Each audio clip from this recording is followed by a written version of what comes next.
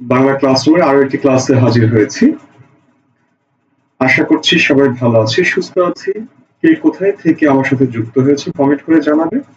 পাশাপাশি আমার কথাগুলো শুনতে পাচ্ছ কিনা একটু কমেন্ট করে জানাবে।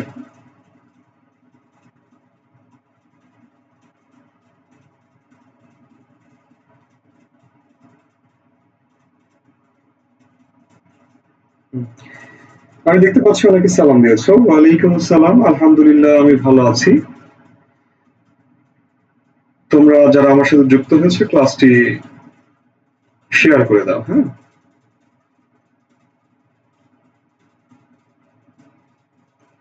ক্লাসটি শেয়ার করে দাও। আজকের ক্লাসটি অ্যাডমিশন পাশাপাশি একাডেমিক যারা আছো, অ্যাডমিশন এবং একাডেমিক অর্থাৎ HSC first year second year উভয়ের জন্য সমানভাবে গুরুত্বপূর্ণ। হ্যাঁ, আমি দেখতে পাচ্ছি অনেকে যুক্ত হয়েছে। মাহফুজ ইসলাম দিনাজপুর থেকে, বাইজিৎ ভোলা থেকে, হ্যাঁ, সোনালী যুক্ত হয়েছে কুষ্টিয়া থেকে, খলিল রহমান সিরাজগঞ্জ থেকে যুক্ত হয়েছে। ওকে, জান্নাতুল ফেরদৌস কুষ্টিয়া থেকে যুক্ত হয়েছে। সবাইকে স্বাগত জানাচ্ছি আজকের ক্লাসে। তোমরা ক্লাসটি শেয়ার করে দিবে। দেলোয়ার হোসাইন জিহাদ চট্টগ্রাম থেকে, ধন্যবাদ। তোমরা যারা আমার সাথে যুক্ত হয়েছে ক্লাসটি অবশ্যই অবশ্যই অবশ্যই শেয়ার করে দিবে, ঠিক আছে? যাই হোক, আমরা আলোচনায় আসি। আজকের আলোচনায় আমাদের বিষয় বিদ্রোহী কবিতা কাজী নজরুল ইসলাম, অর্থাৎ বিদ্রোহী কবিতা, যে কবিতাটা নিয়ে এত আলাপ আলোচনা, ঠিক আছে, সেই বিদ্রোহী কবিতা এবং কবি বা রচয়িতা কাজী নজরুল ইসলাম। কাজী নজরুল ইসলামের যে বিদ্রোহী আহ তকমা বা খ্যাতি, তাকে বলা হয় বিদ্রোহী কবি। শুধু এই একটি কবিতার রচনার মধ্য দিয়েই তিনি সেই খ্যাতিটা অর্জন করেন। অর্থাৎ কবি নজরুলকে বিদ্রোহী তৈরি করেছে তার এই বিদ্রোহী কবিতাটি। সুতরাং কবিতাটি খুবই গুরুত্বপূর্ণ। আর এখান থেকে প্রশ্ন হয়, আজকে আমি যে আলোচনাটুকু করব এখান থেকে তোমরা মিনিমাম একটি প্রশ্ন পাবে। অ্যাডমিশন একটি প্রশ্ন পাবে, পাশাপাশি এইচএসসির তো কোনো কথাই নেই। তো যাই হোক, আমি একটু সামনে আগাই। সামনে বাড়ি, লক্ষ্য করো, বিদ্রোহী কবিতা কাজী নজরুল ইসলাম। এখানে আমি দুইটি কথা লিখেছি, একটি হলো বিদ্রোহ, সরি, একটি হলো দ্রোহ আর একটি হলো বিদ্রোহ। তোমরা কি জানো যে বিদ্রোহ সাউন্ডের সমস্যা হচ্ছে? সাউন্ড কি সমস্যা হচ্ছে?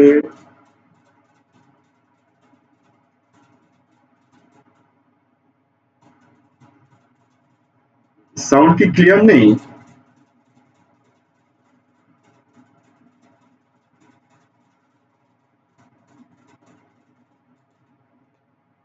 সরি, ক্লিয়ার থাকার কথা তো। আমার কথা শোনা যাচ্ছে না?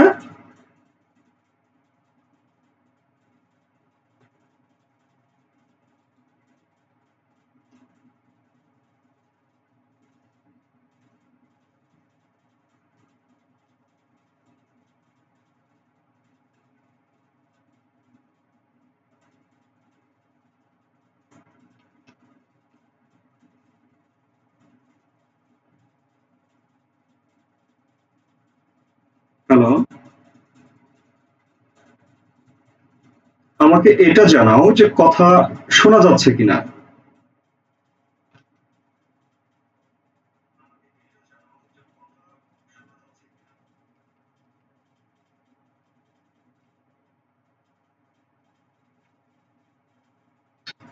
আচ্ছা, যাই হোক, তোমরা যেটা বলছো এটা একটু মাইক্রোফোনের সমস্যা। আমরা এই সমস্যাটা সলভ করবো, একটু সময় লাগবে, ঠিক আছে? আপাতত এইভাবে আজকে একটু কন্টিনিউ করি, ঠিক আছে? ওকে, আচ্ছা, যাই হোক, লক্ষ্য করো, আজকে আমরা বেশি সময় নেব না, দ্রুতই শেষ করব। বিদ্রোহ এবং দ্রোহ এবং বিদ্রোহ,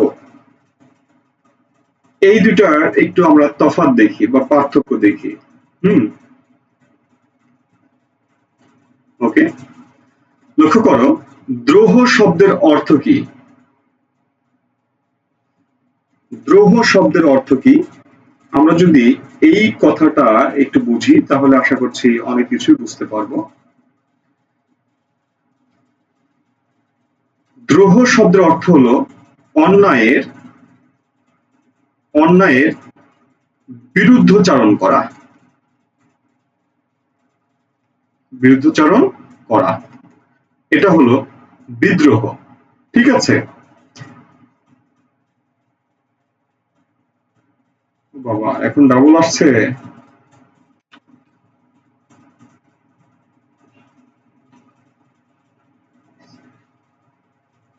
এখন শোনা যায়?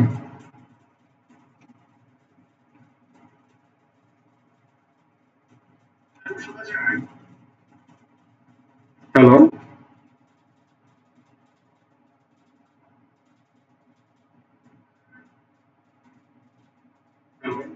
হ্যাঁ, শোনা যাচ্ছে তো, এই যে আমি দেখতে পাচ্ছি শোনা যাচ্ছে। আচ্ছা, যাই হোক, আমরা একটু কন্টিনিউ করি। হ্যাঁ, কথা না বাড়াই, আমরা একটু কন্টিনিউ করি। লক্ষ্য করো।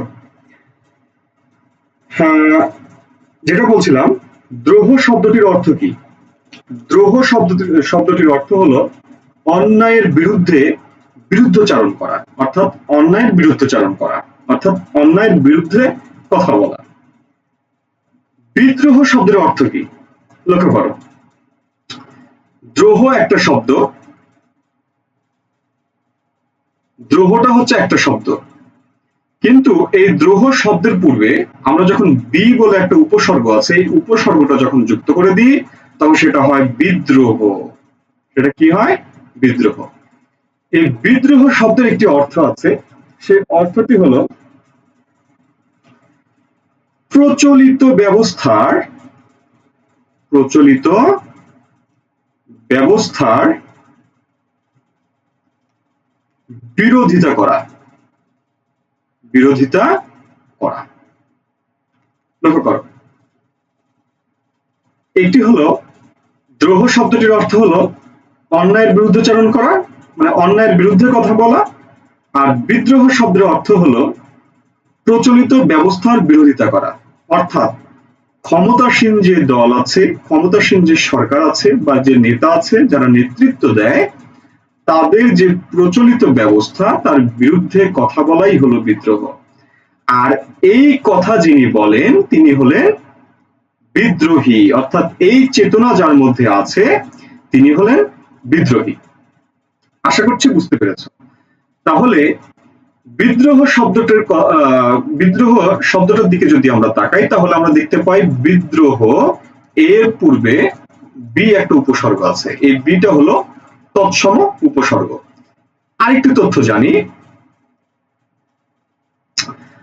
তথ্য জানি, এই বিদ্রোহ শব্দটি বা বিদ্রোহী, আমাদের কবিতার নাম বিদ্রোহী তো, এই কবিতাটি এই শব্দটি হলো সংস্কৃত ভাষার শব্দ।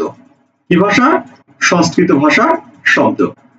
আরেকটি তথ্য জানো, এই বিদ্রোহ বি যোগ দ্রোহ যোগ ইন, ঠিক আছে, এটা বিশ্লেষণ, অর্থাৎ বি হচ্ছে উপসর্গ, মূল শব্দটা দ্রোহ, এর সাথে যুক্ত হয়েছে ইন, এই ইনটা হচ্ছে উপসর্গ। এটা সংস্কৃত তদ্ধিত প্রত্যয় সাধিত শব্দ, তদ্ধিত প্রত্যয়। এই তথ্যটা একটু তোমরা নোট করো যে বিদ্রোহী শব্দটা সংস্কৃত ভাষার শব্দ, এই শব্দটার বিশ্লেষণ হলো বি যোগ দ্রোহ যোগ ইন, দীর্ঘই দন্ত না, ইন। এই ইনটা হচ্ছে প্রত্যয় আর এটা হচ্ছে প্রকৃতি, এটা হচ্ছে শব্দ প্রকৃতি বা নাম প্রকৃতি, মানে নাম শব্দ এটা, আর এটা হচ্ছে প্রত্যয়, দুইটা মিলে আর কি একটা শব্দ গঠন করেছে, সেটা হলো দ্রোহী। ঠিক আছে? অর্থাৎ এটা সংস্কৃত তদ্ধিত প্রত্যয় সাধিত একটি শব্দ এবং এটা সংস্কৃত শব্দ। ওকে, এই তথ্যটা একটু নোট করে নাও। আর আরেকটি বিষয় হলো, তোমরা ক্লাসটি অবশ্যই অবশ্যই শেয়ার করে দিবে, তোমাদের উদ্দেশ্যেই ক্লাসটি নেওয়া। আমি চাই আমাদের বাংলা ক্লাসরুম, যদি আমার পেজের নাম বাংলা ক্লাস, আমি এটা পরবর্তীতে এডিট করে বাংলা ক্লাসরুম দেব। তো আমি চাই যে তোমরা আমার ক্লাসটি শেয়ার করবে নিজ দায়িত্বে। আমি যদি বারবার বলি সময় নষ্ট হবে, তোমরা নিজ দায়িত্বে ভালোবেসে আমার এই দায়িত্বটুকু নিয়েও আমার ক্লাসটা একটু শেয়ার করে দিও। গ্রুপে হতে পারে, তোমাদের প্রোফাইলে হতে পারে, যেখানে সেখানে তোমরা একটু শেয়ার করে দিও। ওকে, ধন্যবাদ। ওকে, তাহলে আমরা দেখলাম যে বিদ্রোহী শব্দটির বিশ্লেষণ। ওকে, আমরা এবার আলোচনায় আসি। বিদ্রোহী কবিতাটি কে লিখেছেন? বিদ্রোহী কবিতাটি লিখেছেন কাজী নজরুল ইসলাম। কাজী নজরুল ইসলাম। ওকে, কাজী নজরুল ইসলাম। তোমরা মাথায় রেখো, এই কাজী নজরুল ইসলাম থেকে তোমরা প্রশ্ন পাবে পরীক্ষায়, মিনিমাম একটি প্রশ্ন আসবেই। আর এখন যেহেতু অন্য টার্ম চলছে, তো অনেক কিছু নির্ভর করে পরিস্থিতির উপরে, রাজনৈতিক পরিবেশের উপরে অনেক কিছু নির্ভর করে। কাজী নজরুল হচ্ছেন আমাদের জাতীয় কবি, সুতরাং এখান থেকে প্রশ্ন এবার আরো বেশি আসবে, সুতরাং এটা একটু ভালো করে পড়বে। তো দেখো যে কাজী নজরুল ইসলাম লিখেছেন বিদ্রোহী কবিতা। আমরা কাজী নজরুল সম্পর্কে একটু জানবো। ওকে, শুরুতে আমরা কবি পরিচিতিটা একটু দেখে নিই। কাজী নজরুলের অনেক তথ্য আছে, সেই তথ্যগুলো আমরা একটু জেনে রাখবো, এগুলো আমাদের প্রয়োজন পড়বে সামনে। ওকে, লক্ষ্য করো, কাজী নজরুল ইসলাম 1899 খ্রিস্টাব্দের 24শে মে, 1899 খ্রিস্টাব্দের 24শে মে, 11 জ্যৈষ্ঠ 1306 বঙ্গাব্দে ভারতের পশ্চিমবঙ্গের বর্ধমান জেলার আসানসোল মহকুমার চরুলিয়া গ্রামে জন্মগ্রহণ করেন। এই তথ্যটা তোমার লাগবে। কোথায় জন্মগ্রহণ করেন? চরুলিয়া গ্রামে জন্মগ্রহণ করেন। তার পিতার নাম কাজী ফকির আহমেদ, মায়ের নাম জায়েদা খাতুন। ঠিক আছে। বিদ্রোহী কবি নামে খ্যাত এই আমাদের সুপরিচিত এবং আমাদের খ্যাতিমান কবি, জাতীয় কবি বা বিদ্রোহী কবি কাজী নজরুল ইসলাম 1976 খ্রিস্টাব্দের 29 আগস্ট, বাংলা যদি দেখি 1383 বঙ্গাব্দের 12ই ভাদ্র ঢাকায় মৃত্যুবরণ করেন। কবির মৃত্যুতে 2 দিনের রাষ্ট্রীয় শোক ঘোষণা করেছিলেন তৎকালীন প্রধান রাষ্ট্রপতি শহীদ জিয়াউর রহমান ক্ষমতায় থাকাকালীন কবি মৃত্যুবরণ করেন। কবির মৃত্যুবরণ করার পরে তাকে ঢাকা বিশ্ববিদ্যালয়ের যে মসজিদ আছে, কেন্দ্রীয় মসজিদ, সে মসজিদের প্রাঙ্গণে সামরিক মর্যাদায় কবিকে সমাহিত করা হয়েছিল। এতটুকু জেনেছি যে কবির যেই মৃত্যুর যে খাটিয়া আমরা বলে থাকি, এই খাটিয়া নাকি এক পাশ তুলে নিয়েছিলেন তৎকালীন রাষ্ট্রপতি জিয়াউর রহমান, এবং বাকি 3টা পাশ বা 3 সাইড কাঁধে তুলে নিয়েছিলেন 3 বাহিনীর প্রধান। যাই হোক, এটা দেখলাম আমি কয়েকদিন আগে। এই তথ্যটা কতটুকু সঠিক আমি জানি না, তবে এটা দেখলাম। যাই হোক, এই কবি কর্মজীবনটা ছিল অনেক বৈচিত্র্যময়। এই তথ্যগুলো তোমাকে জেনে রাখতে হবে। কর্মজীবনটা ছিল অত্যন্ত বৈচিত্র্যময়। তিনি মসজিদে ইমামতি করেছেন, লেটোর দলে যোগ দিয়েছিলেন, এবং সবচেয়ে মজার বিষয় হলো তিনি যখন লেটোর দলে যোগদান করেন তখন তার কবি প্রতিভার বিকাশ ঘটে। কারণ তিনি যখন লেটো গানের দলে যোগদান করেন তখন তিনি সেখানে পালা গান রচনা করেন। কি গান? পালা গান। তথ্যটা একটু নোট করবে, পালা গান তিনি সেখানে রচনা করেন।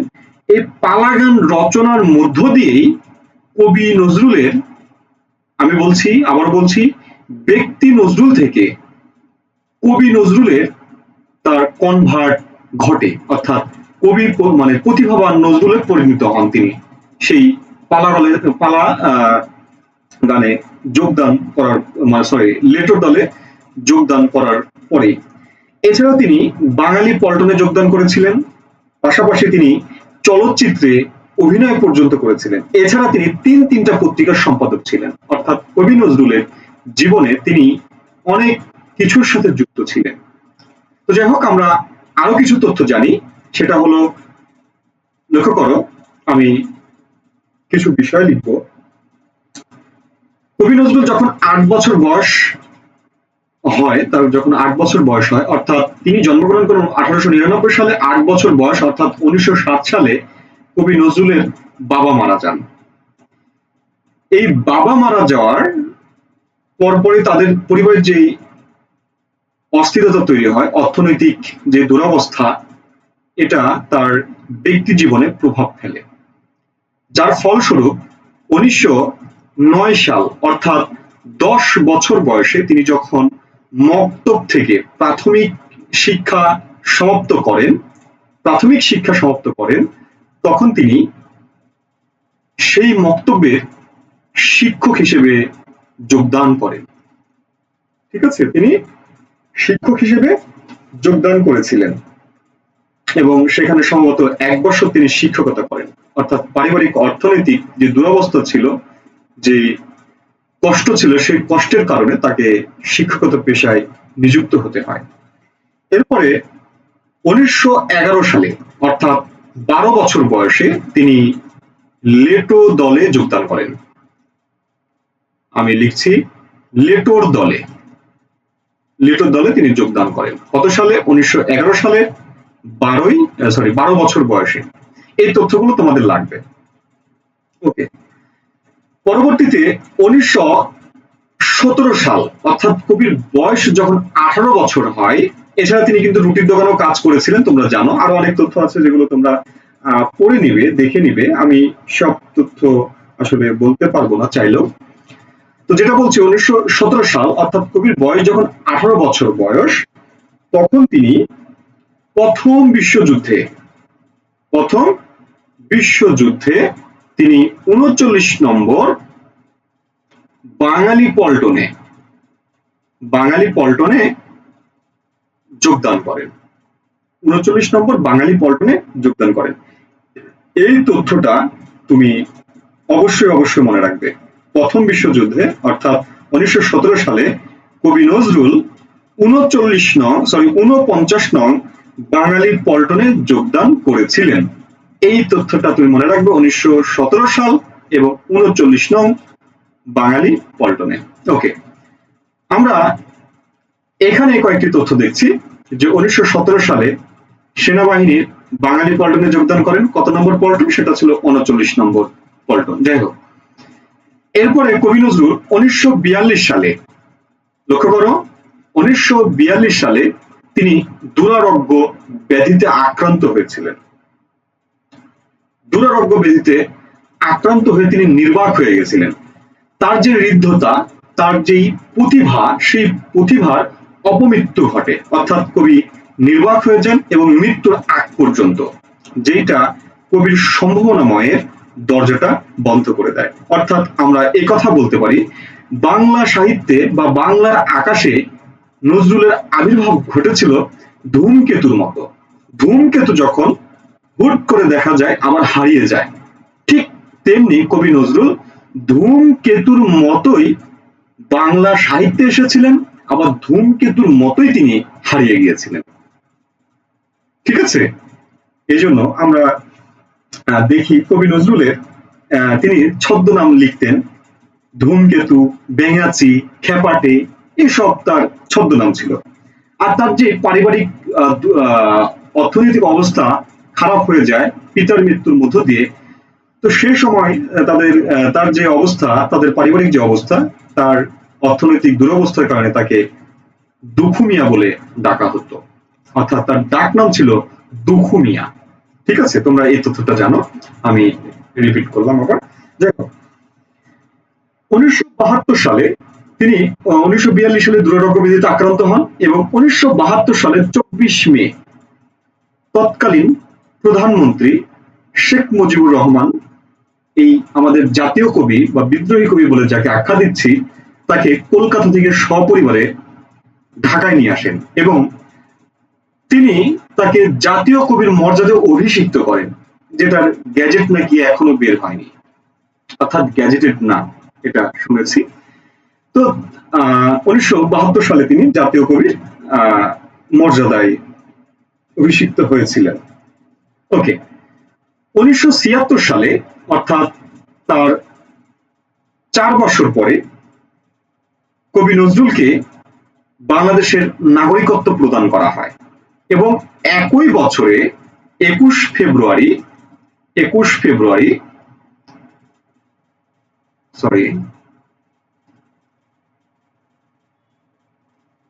21 ফেব্রুয়ারি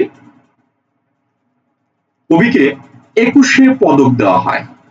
21শে পদক, ঠিক আছে, 21শে পদক দেওয়া হয়, তাকে সম্মানিত করা হয়, তাকে সম্মান দেওয়া হয়।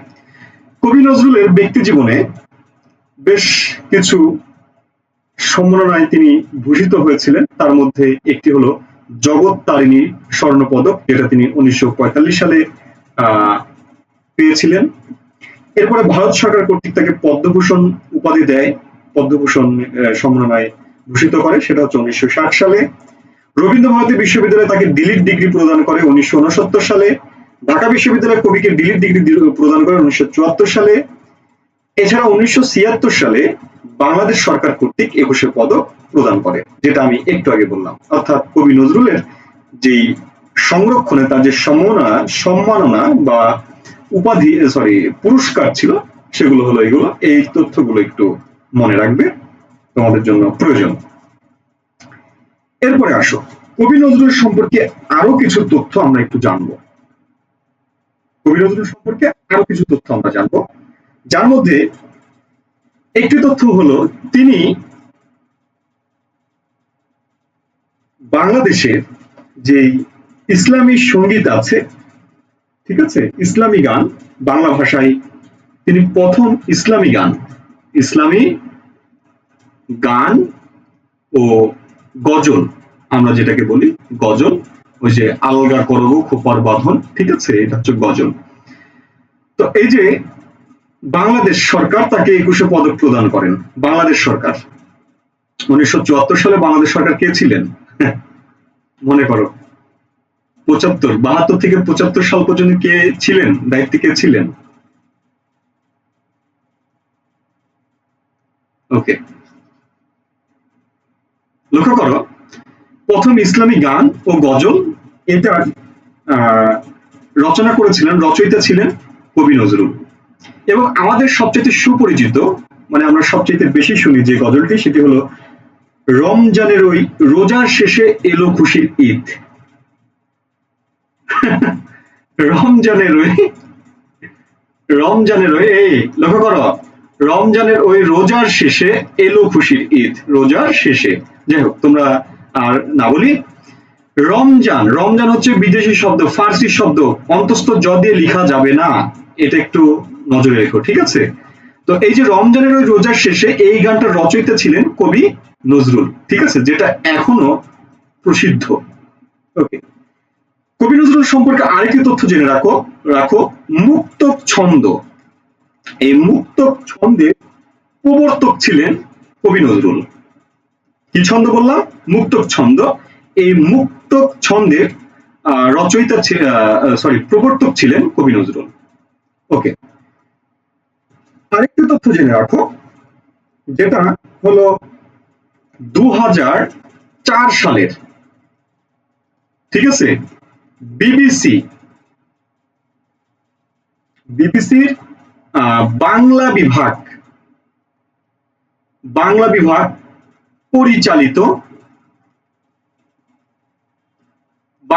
পরিচালিত একটি জরিপে সর্বশ্রেষ্ঠ বাঙালিদের তালিকায় কাজী নজরুল ইসলামের অবস্থান ছিল তৃতীয়। এই তথ্যটা একটু জেনে রাখবে, ঠিক আছে, এই তথ্যটা একটু জেনে রাখবে। আর আরেকটি তথ্য আমি দিচ্ছি, সেটি হলো কাজী নজরুল ইসলাম বাংলা চলচ্চিত্রে অভিনয় করেছিলেন।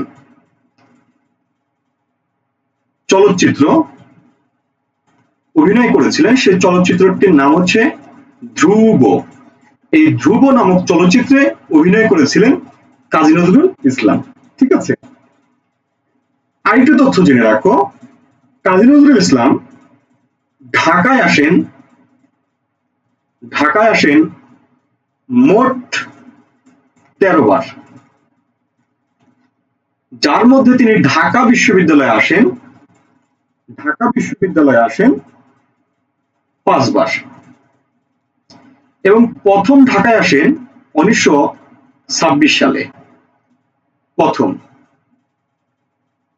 ওকে, আমি এখানে কয়েকটা তথ্য দিয়েছি, লক্ষ্য করো। বিবিসির বাংলা বিভাগ পরিচালিত যে জরিপ, সর্বশ্রেষ্ঠ বাঙালিদের তালিকায় তিনি ছিলেন তৃতীয়। তিনি চলচ্চিত্রে অভিনয় করেছিলেন, সেই চলচ্চিত্রের নাম ছিল ধ্রুব। তিনি ঢাকায় আসেন মোট 13 বার, যার মধ্যে ঢাকা বিশ্ববিদ্যালয়ে এসেছিলেন 5 বার। আর তিনি প্রথম ঢাকায় আসেন 1926 সালে। এই তথ্যটা একটু নোট করে ফেলো।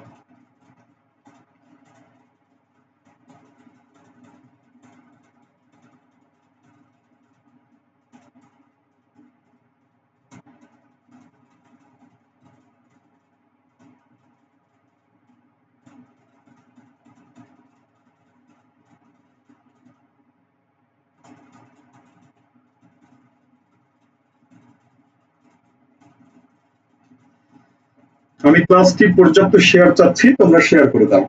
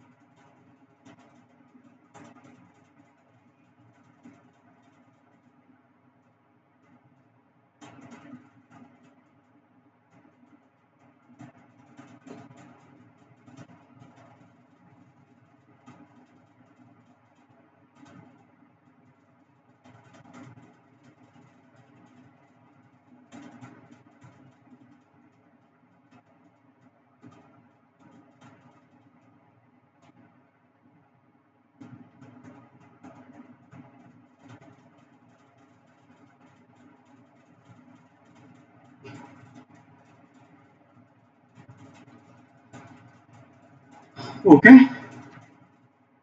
এটা কি নোট করা হয়েছে, লেখা হয়েছে তোমাদের? লেখা হলে আমি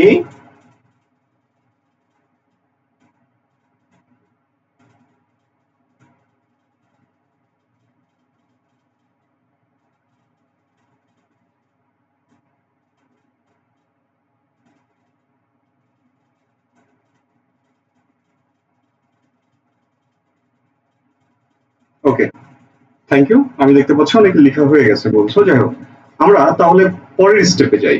লক্ষ্য করো, এটি হলো আরেকটি গুরুত্বপূর্ণ তথ্য। এই তথ্যগুলো তোমাদেরকে জেনে রাখতে হবে। কি কি?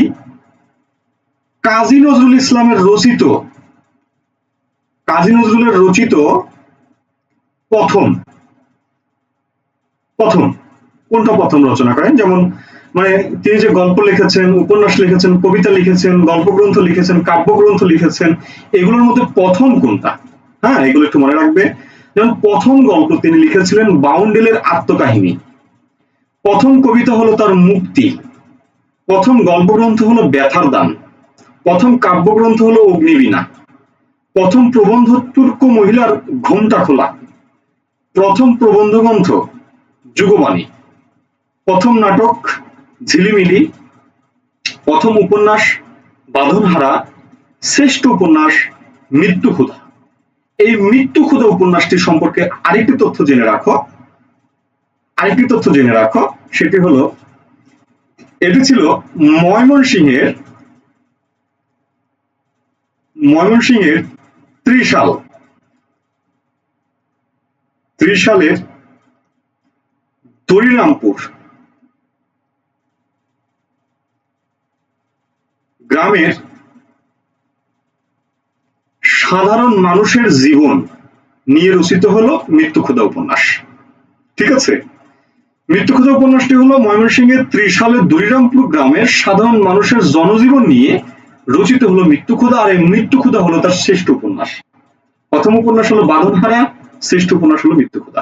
ওকে, তোমরা যারা আমার সাথে যুক্ত আছো, আমি কবি পরিচিতি পড়াচ্ছি। কবি পরিচিতি পড়াচ্ছি এই জন্য, এটা হচ্ছে খুবই গুরুত্বপূর্ণ। এখান থেকে তোমাকে তথ্য জেনে রাখতেই হবে। তাহলে তুমি যদি তথ্য জেনে না রাখো, তাহলে পরীক্ষায় ভুল করতে পারো বা তোমার কমন তুমি নাও পেতে পারো।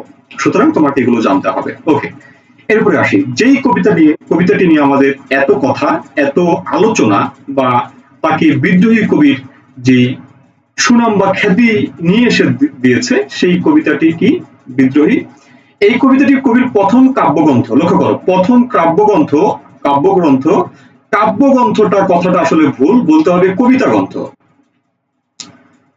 বলতে হবে কি কবিতা গ্রন্থ, কবিতা, সরি কবিতা গ্রন্থ, কবিতা গ্রন্থ, শুদ্ধ হলো কবিতা গ্রন্থ।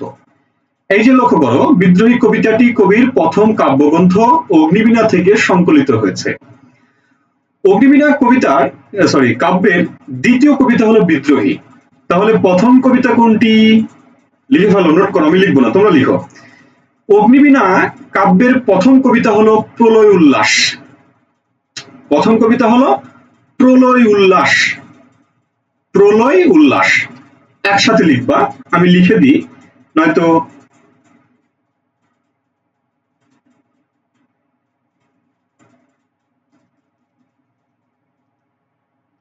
প্রলয় উল্লাস, এটা হলো তার প্রথম কবিতা। দ্বিতীয় কবিতা হলো অগ্নিবীণা কাব্যের বিদ্রোহী। তৃতীয় কবিতা হলো রক্তাম্বর ধরিণী মা। তিনটা কবিতা মনে রেখো। অগ্নিবীণা কাব্যের তিনটা কবিতা। প্রথম কবিতা প্রলয় উল্লাস, কবিতা মোট 12টি।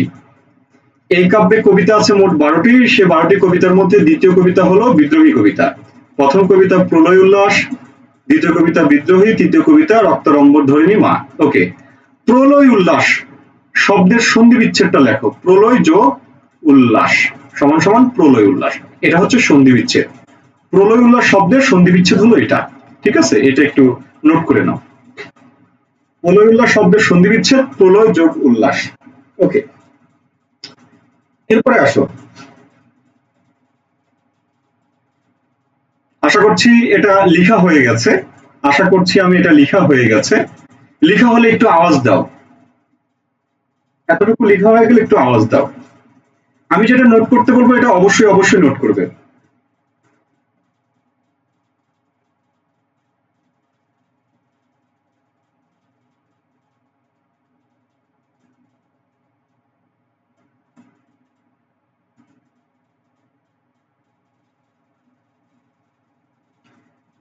আজকের ক্লাসটি আমি শেষ করতে করতে 100 শেয়ার দেখতে চাই, 100টি শেয়ার দেখতে চাই। আজকের ক্লাসটি আমি 100টি শেয়ার দেখতে চাই। ওকে, লক্ষ্য করো, এবার বলছি প্রলয় উল্লাস প্রথম কবিতা। যাই হোক, এবার আসো, বিদ্রোহী কবিতা রচনার জন্যই কবি নজরুল বিদ্রোহী তকমা পেয়েছেন, বিদ্রোহী কবির তকমা পেয়েছেন। লক্ষ্য করো, আমরা দেখতে পাই বিদ্রোহী কবি কাজী নজরুল ইসলাম, কাজী নজরুল যে বিদ্রোহী, কোথায় বিদ্রোহী? তিনি পরাধীনতার কারণে বিদ্রোহী, পরাধীনতার কারণে বিদ্রোহী, অর্থনৈতিক বৈষম্যের কারণে বিদ্রোহী। একটু বানান ভুল টুল হতে পারে, তোমরা একটু ঠিক করে নিও। হ্যাঁ, বৈষম্যের কারণে বিদ্রোহী। তিনি সাম্প্রদায়িক দাঙ্গার কারণে বিদ্রোহী। অর্থাৎ তিনি যে বিদ্রোহী, লক্ষ্য করো, তিনি হচ্ছে পরাধীনতা। অর্থাৎ এই পরাধীনতা কিসের? ভারতবর্ষ, তৎকালীন যে ভারতবর্ষ অর্থাৎ ভারত উপমহাদেশ, এই ভারত উপমহাদেশের যে পরাধীনতা, উপনিবেশিক শাসন অর্থাৎ ব্রিটিশ যে সাম্রাজ্য, এই সাম্রাজ্যের যেই শোষণ বঞ্চনা, এই জন্য তিনি বিদ্রোহী। তারা যে অর্থনৈতিকভাবে বৈষম্যের শিকার করিয়েছে এই ভারতবর্ষের মানুষকে, এই জন্য তিনি বিদ্রোহী। তারা যে কৌশলে দাঙ্গা বাঁধাচ্ছে হিন্দু মুসলমান বা এই যে ধর্মের মধ্যে দিয়ে যে টানাটানি বাঁধাচ্ছে, এইসব কারণে তিনি বিদ্রোহী। লক্ষ্য করো, তিনি কবি নজরুল বলেছেন তিনি হচ্ছেন সকাল মানে নিজকাল, স মানে হচ্ছে নিজ, এই সকাল এবং সমাজের কবি, সমাজের কবি। অর্থাৎ তিনি সেই সময় এবং সেই সমাজের কবি। কোন সমাজ? এই যে উপনিবেশিক শাসন, শোষণ, বঞ্চনা, সেই বঞ্চনার সময়কালের কবি। এই সময়কালের কবি হয়ে তিনি এগুলোকে সহ্য করতে পারেননি বলেই তিনি বিদ্রোহী হয়েছেন। সেই সময় কবি রবীন্দ্রনাথ ঠাকুর ছিলেন বিশাল বটবৃক্ষ, যার রচনার মূলে ছিল প্রেম, রোমান্টিকতা। রোমান্টিকতা, ঠিক আছে, রোমান্টিকতা। তার কবিতার ধরনে ছিল প্রেম, রোমান্টিকতা, এই টাইপের বিষয়গুলো। কিন্তু সেই সময় কবি নজরুল দম্ভ নিয়ে, অহংকার নিয়ে তিনি দাঁড়িয়ে গেছেন, নিজেকে বিদ্রোহী হিসেবে উন্মোচন করেছেন। ঠিক আছে, আমরা বাংলা সাহিত্যে দুইজন বিদ্রোহী কবিকে দেখতে পাই। একজন হলো মাইকেল মধুসূদন দত্ত, আরেকজন হলো নজরুল। নজরুল হলো সকাল, সমাজ, সমাজ, সমাজে বিদ্রোহী, আর মাইকেল হলো সাহিত্যে বিদ্রোহী। ঠিক আছে, এই তথ্যটা একটু জেনে রাখবে। মাইকেল হলো সাহিত্যে বিদ্রোহী, সাহিত্যে, অর্থাৎ তিনি ছন্দকে ভেঙে ফেলেছেন, অমিত্রাক্ষর ছন্দ নিয়ে এসেছেন, সনেট নিয়ে এসেছেন। তিনি রামায়ণের ঘটনাকে চেঞ্জ করে ফেলেছেন, রামায়ণকে পুরা উল্টাপাল্টা করে ফেলেছেন। অর্থাৎ রামকে তিনি চোর বানিয়েছেন, ভিলেন বানিয়েছেন। অন্যদিকে রাবণকে তিনি নায়ক বানিয়েছেন, মেঘনাথকে তিনি নায়ক বানিয়েছেন, নারীদেরকে প্রতিবাদী করে তুলেছেন। এই জন্য এই বিবেচনায় মাইকেল হলেন বিদ্রোহী কবি। কোথায়? সাহিত্যে। আর নজরুল হলো সমাজে বিদ্রোহী।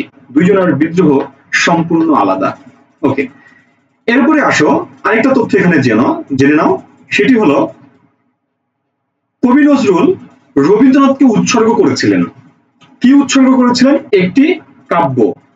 একটি কাব্য, সেটি কি? সেটি হলো সঞ্চিতা। এই সঞ্চিতা মৌলিক কোনো কাব্য না, মৌলিক কোনো গ্রন্থ নয়।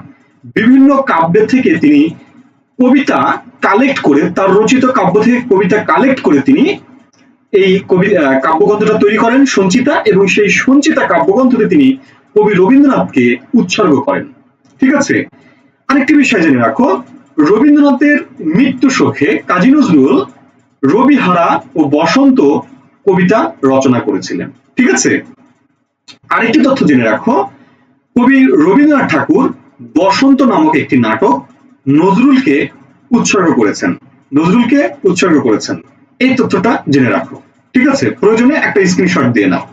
ওকে, আমি পরের আরেকটা তথ্য তোমাদেরকে দিচ্ছি, আরেকটি বিষয় তোমাদেরকে ক্লিয়ার করতে হবে। ওকে, লক্ষ্য করো, আমরা দেখছি সঞ্চিতা, আরেকটা হচ্ছে সঞ্চয়িতা, আরেকটা হচ্ছে সঞ্চয়ন। লক্ষ্য করো, সঞ্চিতা, সঞ্চয়িতা, সঞ্চয়ন। লক্ষ্য করো, সঞ্চিতা শব্দটা ছোট, তার মানে হচ্ছে নজরুল, ছোট ভাই। ঠিক আছে, সঞ্চয়িতা শব্দটা একটু বড়, তাই এটা হলো রবীন্দ্রনাথ, বয়োজ্যেষ্ঠ, রবীন্দ্রনাথ ঠাকুর, এটা রচনা করেন রবীন্দ্রনাথ ঠাকুর। ওকে, সঞ্চয়ন রচনা করেন কাজী মোতাহের হোসেন, মোতাহের হোসেন। ঠিক আছে, এই তথ্যটা একটু তোমরা যুক্ত করে নাও, এটা আসে। ঠিক আছে, এই তথ্যটা একটু তোমরা যুক্ত করে নাও। সঞ্চিতা কাজী নজরুল ইসলাম, সঞ্চয়িতা রবীন্দ্রনাথ ঠাকুর, সঞ্চয়ন কাজী মোতাহের হোসেন চৌধুরী। এই কয়েকটা তথ্য একটু জেনে রাখা। হ্যাঁ, এই কয়েকটা তথ্য তোমাদের জন্য প্রয়োজন। ওকে, আমি কাজী নজরুল সম্পর্কে অনেক তথ্য দিব, এই তথ্যগুলো তোমরা অবশ্যই নোট করবে, সংগ্রহে রাখবে এবং পড়াশোনা করবে। এখান থেকে তুমি একটা প্রশ্ন পাবে, মিনিমাম একটা প্রশ্ন পাবে। ঠিক আছে, মিনিমাম, আর ম্যাক্সিমাম আরো বেশি পেতে পারো। কবি পরিচিতি খুবই গুরুত্বপূর্ণ। কবি নজরুল, কবি রবীন্দ্রনাথ, এই দুইজনের ক্ষেত্রে কবি পরিচিতি অনেক অনেক গুরুত্বপূর্ণ, অনেক অনেক। তোমাকে এখান থেকে প্রত্যেকটা ইউনিভার্সিটিতে ভর্তি পরীক্ষায় তুমি এখান থেকে প্রশ্ন পাবে এই দুজন ব্যক্তি থেকে। আশা করছি যদি তুমি বিগত সালের প্রশ্ন অ্যানালাইসিস করে থাকো, দেখে থাকো, আর আমি তো প্রথম ক্লাসে দেখিয়েছিলাম। ওকে, তাহলে আমি সামনে আগাই। লক্ষ্য করো, এবার আমরা দেখব সৃষ্টিকর্ম, অর্থাৎ কবি কাজী নজরুল যে রচনাগুলো লিখেছেন, যেগুলো তিনি সৃষ্টি করেছেন, তাদের সৃষ্টিকর্মগুলো কি কি। আমরা যদি প্রবন্ধের দিকে দেখি তাহলে দেখতে পাই রাজবন্দির জবানবন্দি, যোগবাণী, রুদ্রমঙ্গল। লক্ষ্য করো, রুদ্রমঙ্গল হচ্ছে আমার পথ প্রবন্ধ, এই রুদ্রমঙ্গল থেকে নেওয়া হয়েছে। দুর্দিনের যাত্রী, দেখো, রাজবন্দির জবানবন্দি, এটা হচ্ছে প্রবন্ধ গ্রন্থ। এই প্রবন্ধ গ্রন্থের একটি প্রবন্ধ হলো রাজবন্দির জবানবন্দি। তিনি যখন কারাবদ্ধ ছিলেন। লক্ষ্য করো, যখন শাসকের বিরুদ্ধে এই কাজী নজরুল ইসলামের স্ত্রী রবীন্দ্রনাথের মেয়ে, এটা কোনো কথা? লক্ষ্য করো, প্রবন্ধ গ্রন্থ ছিল রাজবন্দির জবানবন্দি। এই রাজবন্দির জবানবন্দি প্রবন্ধ গ্রন্থে একটি প্রবন্ধ ছিল রাজবন্দির জবানবন্দি। তার থেকে যখন জানতে চাওয়া হয়, তিনি যখন জেলে ছিলেন, কারাগারে ছিলেন, তখন তার থেকে জানতে চাওয়া হয় এবং তিনি তার বক্তব্যটা লিখে, প্রবন্ধ আকারে লিখে প্রকাশ করেছে, প্রদান করেছিলেন। সেটি হচ্ছে রাজবন্দির জবানবন্দি, একটি প্রবন্ধ। যাই হোক, আমার বইতে আছে, তোমরা তোমাদের কাছে থাকলে দেখে নিবে। গল্পগ্রন্থের মধ্যে আছে কি কি? ব্যথার দান, রিক্তের বেদন, শিউলিমালা। উপন্যাস তিনি লিখেছেন মাত্র 3টি। কি কি? বাঁধনহারা, মৃত্যুক্ষুধা, কুহেলিকা। মৃত্যুক্ষুধা হলো তার শ্রেষ্ঠ উপন্যাস। ওকে, এরপরে আসো কাব্যগ্রন্থ। কাব্যগ্রন্থতে কি কি আছে? আছে অগ্নিবীণা, যেটা তার প্রথম কাব্যগ্রন্থ। এটাই হচ্ছে বিদ্রোহী কবিতা, এই কাব্যগ্রন্থের দ্বিতীয় কবিতা। বিষের বাসী, ভাঙার গান, সাম্যবাদী, সর্বহারা, প্রলয় শিখা, সিন্ধু হিন্দল, চক্রবাক। চক্রবাক, সিন্ধু হিন্দল হলো তার প্রেমের কবিতা। ওকে, আমরা একটু সামনে যাই, আমরা তার সৃষ্টিকর্মগুলো দেখলাম, এগুলো মনে রাখবে। ওকে, আরেকটি গুরুত্বপূর্ণ তথ্য, সেটি হলো রণসঙ্গীত। যুদ্ধ সঙ্গীত, রণসঙ্গীত। আমরা রণসঙ্গীত বলতে আমাদের রণসঙ্গীত জানি, চল চল চল উদ্ধ গগনে বাজে মাদল। এটা হচ্ছে কাজী নজরুলের রচিত একটি সঙ্গীত। এটি নতুন গান শিরোনামে শিখা পত্রিকায় প্রকাশিত হয়। এটি হলো সন্ধ্যা কাব্যগ্রন্থের একটি কবিতা। ঠিক আছে, মনে রাখবে, সকল কবিতা গান নয়, কিন্তু সকল গান কবিতা। লক্ষ্য করো, আমি বলছি চল চল চল, আমরা চল চল বলতে যেটা জানি সেটা হলো আমাদের নতুন গান শিরোনামে কবি শিক্ষা পত্রিকা এটা প্রকাশ করেছিলেন। এটি সন্ধ্যা কাব্যগ্রন্থের একটি কবিতা। এটি 1972 সালের 13 জানুয়ারি বাংলাদেশের মন্ত্রিসভার প্রথম বৈঠকে, লক্ষ্য করো, 1972 সালের 13 জানুয়ারি, অর্থাৎ ভঙ্গুর একটি দেশের, যুদ্ধ বিধ্বস্ত একটি দেশের প্রথম যে মন্ত্রিসভা গঠিত হয়েছিল, সেই মন্ত্রিসভায় প্রথম বৈঠকে গানটি রণসঙ্গীত হিসেবে নির্বাচিত হয়েছিল।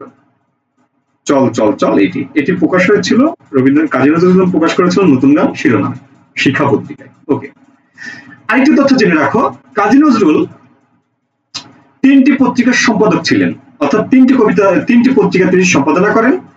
ধূমকেতু, লাঙল, আরেকটি হলো নবযুগ। ধূমকেতু পত্রিকায় তার নাম ছাপা হতো সারথি নামে।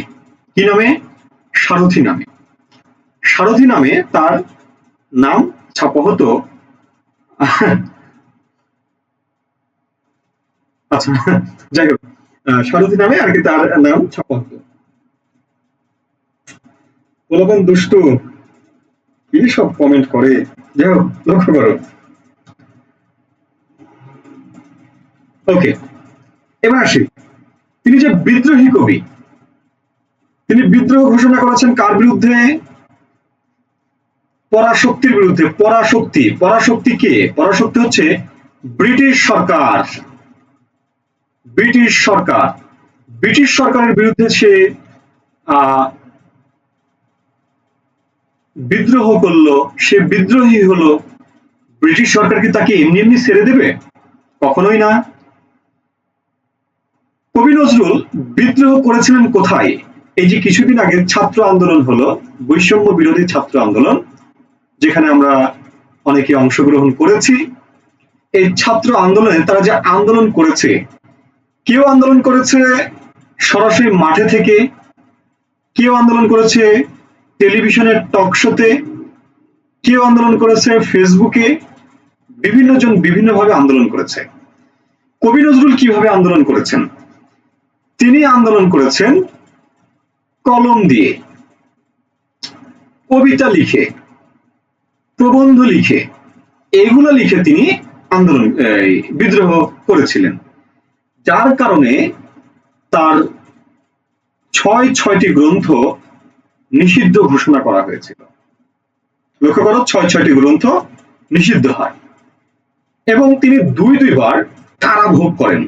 তিনি কারাগারে গিয়েছিলেন, কারাভোগ করেছেন, যার মধ্যে প্রলয় শিখা নামক একটি কাব্যগ্রন্থের জন্য তিনি ৬ মাস কারাবরণ করেন এবং আনন্দময়ীর আগমনে কবিতার জন্য তিনি ১ বছর কারাবরণ করেন।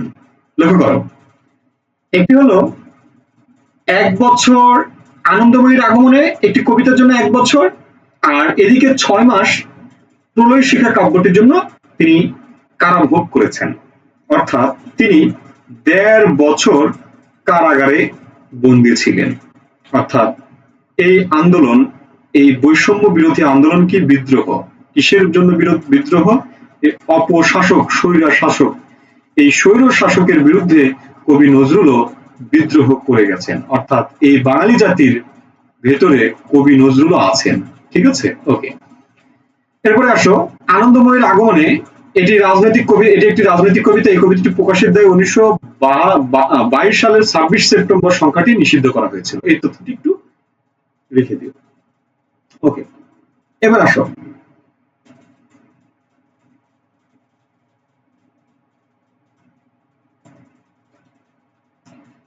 তার বাজেয়াপ্ত গ্রন্থ, অর্থাৎ ব্রিটিশ সরকার যে তার গ্রন্থ বাজেয়াপ্ত করে দিয়েছে, বাতিল করে দিয়েছে, এরূপ গ্রন্থের সংখ্যা হলো ৬টি। ৬টির মধ্যে দেখো, চন্দ্রবিন্দু নামক একটি সঙ্গীত গ্রন্থ আছে। চন্দ্রবিন্দু নামক একটি সঙ্গীত গ্রন্থ আছে। যুগবাণী নামক একটি প্রবন্ধ গ্রন্থ আছে, যুগবাণী। অগ্নিবীণা তার কাব্যগ্রন্থ, প্রলয় শিখা কাব্যগ্রন্থ, প্রলয় শিখার জন্য তাকে ৬ মাস জেল খাটতে হয়।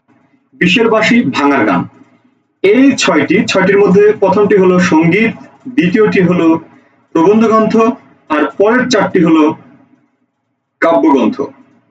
এই কয়েকটি গ্রন্থ তার বাজেয়াপ্ত ঘোষণা করে ব্রিটিশ সরকার। এই তথ্যটা জেনে রাখবে। ওকে, এবার আসি আমরা আমাদের সেই কাঙ্ক্ষিত মুহূর্তে আসি। লক্ষ্য করো, আমরা কবিতাটি পড়ব ব্যাখ্যা সহ। এখন যে ব্যাখ্যা সহ পড়বো, কেমন ব্যাখ্যা, তোমরা আমার সাথে একটু যুক্ত হবে, খাতা কলম নিয়ে যুক্ত হবে। খাতা কলম নিয়ে যুক্ত হবে, আমি রিপিট করছি, খাতা কলম নিয়ে যুক্ত হবে।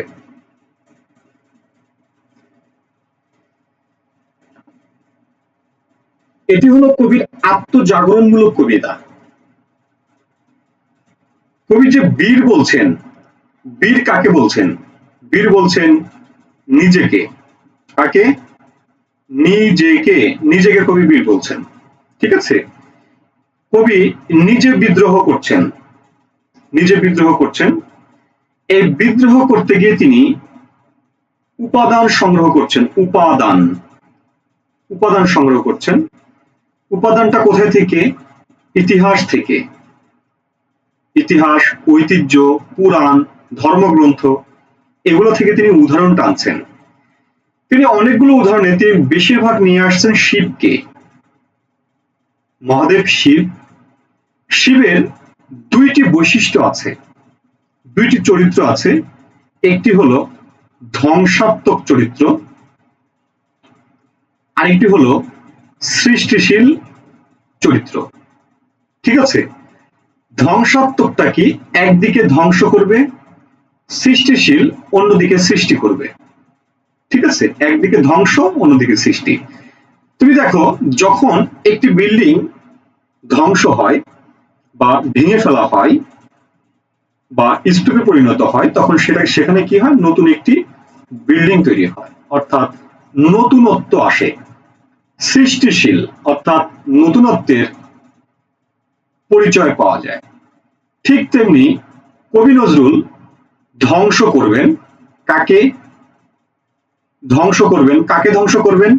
পরাশক্তি, ব্রিটিশ শাসনকে।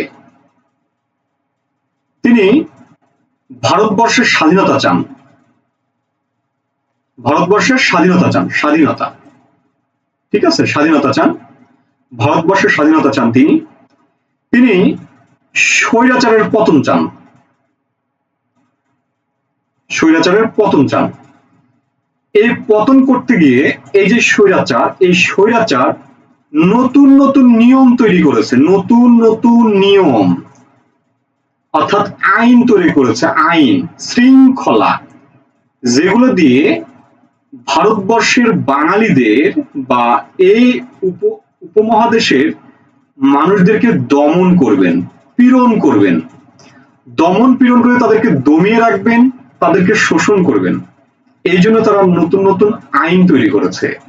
এই আইনগুলোকে ভেঙে দিতে, এই আইনগুলোকে ধ্বংস করতে, তাদের যে অবকাঠামো এগুলোকে ধ্বংস করে তিনি নতুন করে মানবিক একটি পৃথিবী বিনির্মাণ করতে চান, বিনির্মাণ করতে চান। ঠিক আছে, নতুন একটা পৃথিবী বিনির্মাণ করতে চান, যেখানে থাকবে ভালোবাসা, প্রেম, সাধারণ মানুষের যে অধিকার, সেই অধিকারগুলো সাধারণ মানুষ পাবে, তাদেরকে কেউ শোষণ করবে না, তাদের অধিকারকে কেউ হরণ করবে না, তারা স্বাভাবিকভাবে জীবিকা নির্বাহ করতে পারবে। এরকম একটি পৃথিবী তিনি নির্মাণ করতে চেয়েছেন। এটা হচ্ছে মূল কনসেপ্ট। এইগুলো তিনি বোঝানোর ক্ষেত্রে কখনো তিনি ভয়ঙ্কর, তাদের এই যে এইগুলো ধ্বংস করার জন্য তিনি নতুন নতুন রূপ ধারণ করেছেন। কখনো তিনি রূপ ধারণ করেছেন শিবের ধ্বংসাত্মক রূপ, কখনো বিষ্ণুর রূপ ধারণ করেছেন, কখনো ইসরাফিলের রূপ ধারণ করেছেন, কখনো চেঙ্গিস খানের রূপ ধারণ করেছেন, কখনো এলোকেশী কাল বৈশাখী ঝড়ের রূপ ধারণ করেছেন, কখনো সাইক্লোন হয়েছেন, কখনো তিনি ওই যে মাইন হয়েছেন, কখনো তিনি ভয়ঙ্কর বজ্র হয়েছেন। ঠিক আছে, তিনি এত কিছু হয়েছেন শুধু এই উপনিবেশিক শাসনকে ভেঙে দেওয়ার জন্য। সাউন্ডটা আসলে আমি বুঝছি না কেন এমন হচ্ছে। যাই হোক, আমরা একটু কষ্ট হলেও এগিয়ে নিই। ঠিক আছে, ওকে। এবার অ্যাডমিশন রিলেটেড পড়াশোনা করব আমরা। লক্ষ্য করো, আসো। বলছেন বলবীর, বলবীর, এই যে বল, তিনি এই বলটা কাকে বলছেন? নিজেকে বলছেন। যখন আমরা বিপদে থাকি তখন আমরা নিজেকে নিজে বলি, এই ডরাসনি, যেমন আমি বলছি খোরশেদ ভয় পাস না, এগিয়ে যা, নিজেকে নিজে সাহস দিচ্ছি। ঠিক তেমনি এটা হচ্ছে তার আত্মজাগরণমূলক কবিতা। তিনি নিজেকে বলছেন বলবীর, নিজেকে তিনি বীর বলছেন, বীর। তোমরা একটা বিষয় মাথায় রাখবা, রস্বই দীর্ঘইকার বা দীর্ঘই, রস্যৌকার, সরি দীর্ঘ উকার, রি, ঠিক আছে, তারপরে মূর্ধন্য ষ, মূর্ধন্য, ফলা, এগুলো যুক্ত যে বর্ণগুলো আছে, এগুলো যুক্ত যে শব্দগুলো আছে, এই শব্দগুলো তৎসম শব্দ হয়। অর্থাৎ এই যে বীর, এই বীর শব্দটা হলো তৎসম শব্দ। মাথায় রেখো, বীরটা হলো কি? তৎসম শব্দ। নোট করবে, আমি বলছি, বারবার বলছি, নোট করবে। বীর শব্দটি তৎসম শব্দ। ঠিক আছে, বীর শব্দ যদি প্রকৃতি প্রত্যয় নির্ণয় করি তাহলে হবে বীর যোগ অ, সংস্কৃত তদ্ধিত প্রত্যয়। ঠিক আছে, নোট করবে ভাইয়া, নোট করবে। মাইক্রোফোনের চেঞ্জ করলে সাউন্ড ঠিক হয়ে যাবে। হ্যাঁ, মাইক্রোফোন চেঞ্জ করলে সাউন্ড ঠিক হয়ে যাবে। মাইক্রোফোনটা চেঞ্জ করতে হবে, আমি চেষ্টা করছি। হ্যাঁ, চেঞ্জ করবো ইনশাল্লাহ। মাইক্রোফোনটা ডিস্টার্ব দিচ্ছে, লক্ষ্য করো। তাহলে বীর হলো তৎসম ভাষার শব্দ, এটা সংস্কৃত তদ্ধিত প্রত্যয় বীর যোগ অ। ওকে, এবার আসো, গত বছরের আগের বছর ঢাকা বিশ্ববিদ্যালয়ে একটা প্রশ্ন এসেছিল, উন্মুখ, উন্মুখে উত উপসর্গটি কোন অর্থে বসেছে, কোন অর্থে বসেছে? যদি প্রশ্ন অ্যানালাইসিস করো তাহলে বুঝতে পারবে। আমি প্রশ্ন নিয়ে ব্যাখ্যা করছি। উন্মুখ শব্দের উত, ওই যে হ্যাঁ, ওই তাহারই পরে মানে কবিতা থেকে এসেছিল। এবার আসো, বলছে বলবীর বল উন্নত মম শির। শির শব্দের অর্থ হলো মস্তক বা মাথা, এটাও তৎসম ভাষার শব্দ। ঠিক আছে, মস্তক বা মাথা এটা হলো তৎসম ভাষার শব্দ। মম, মমটাও হলো তৎসম ভাষার শব্দ। মম শব্দের অর্থ হলো আমার। বলছে বলো উন্নত মম শির। উন্নত, উন্নত মানে কি? উন্নত, উত যোগ নত, লিখে ফেলো। উন্নত শব্দের সন্ধি বিচ্ছেদ উত যোগ নত সমান সমান উন্নত। এটা হলো তৎসম, সরি সরি আমি কি বলছি, এটা হলো সন্ধি, সন্ধি, সন্ধি বিচ্ছেদ হলো উত যোগ নত, তৎসম ব্যঞ্জন সন্ধি এটা। ঠিক আছে, অত কিছু লাগবে না, সন্ধি বিচ্ছেদ করতে বলবে। উন্নত শব্দের সন্ধি বিচ্ছেদ হলো উত যোগ নত সমান সমান উন্নত। এবার আসো, আরেকটা তথ্য এখান থেকে লিখে নাও। উন্নতের উত, এই উত উপসর্গ কোন অর্থ প্রকাশ করে? লেখো, বিপরীত অর্থ প্রকাশ করে। বিপরীত অর্থ, বিপরীত অর্থ প্রকাশ করে। ভাইয়া আমি আবারও বলছি, বিপরীত অর্থ প্রকাশ করে।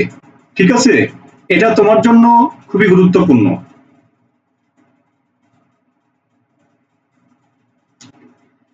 উত উপসর্গটি বিপরীত অর্থ প্রকাশ করে। কারণ কি? নত মানে নিম্নগামী হওয়া, উন্নত মানে কি? উচ্চ হওয়া। অর্থাৎ নতর বিপরীত হলো উন্নত। ওকে, আশা করছি বুঝতে পেরেছো। তাহলে কবি নজরুল এখানে বলছেন যে বলবীর বল উন্নত মম শির, অর্থাৎ আমার শির, আমার মাথা উন্নত। উন্নত মানে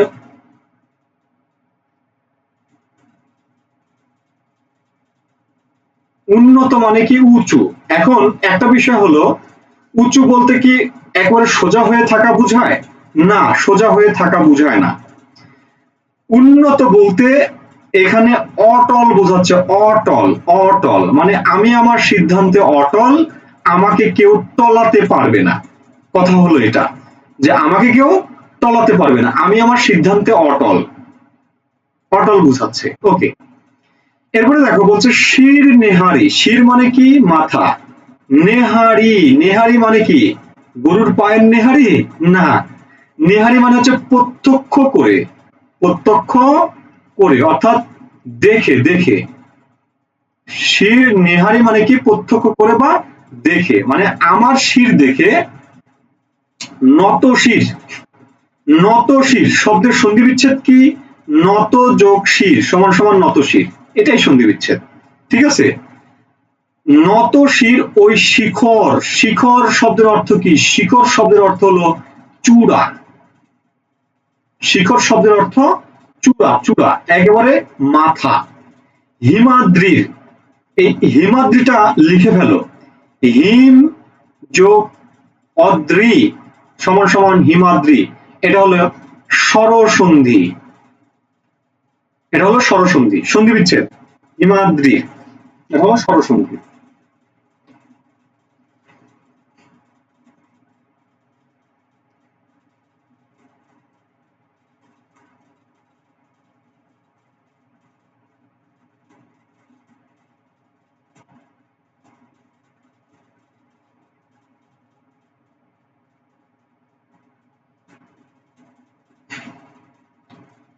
ক্লাসটি সবাই শেয়ার করে দিও, কেমন?